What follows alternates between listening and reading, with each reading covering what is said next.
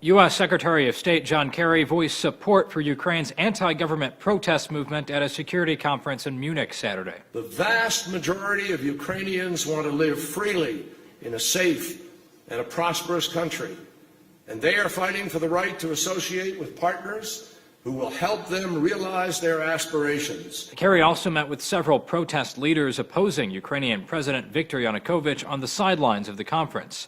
A State Department official says Kerry expressed his support for the opposition while encouraging them to keep the protests peaceful. Ukraine's street protest started in November after Yanukovych snubbed a trade deal with the EU in favor of a Russian agreement. What began as a series of pro-EU rallies has gradually morphed into a direct challenge to Yanukovych's government. The demonstrations have been growing increasingly violent since Ukraine's government passed a harsh anti-protest law last month.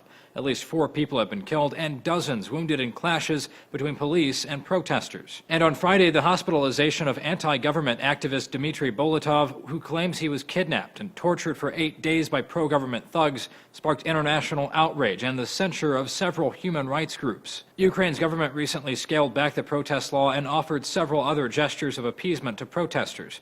But opposition leaders in Munich say they want the U.S. and EU to put more pressure on Yanukovych. One party leader even suggested the West should apply economic sanctions to Ukraine. Sanctions is a perfect tool to convince the government to stick to the standards of democracy. But Ukraine's government still has the support of Russia on its side.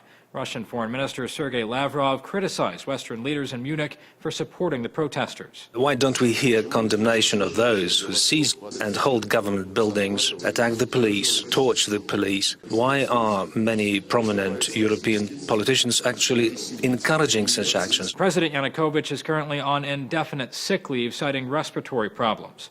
The opposition is calling for his immediate resignation. For News, I'm Zach Toombs.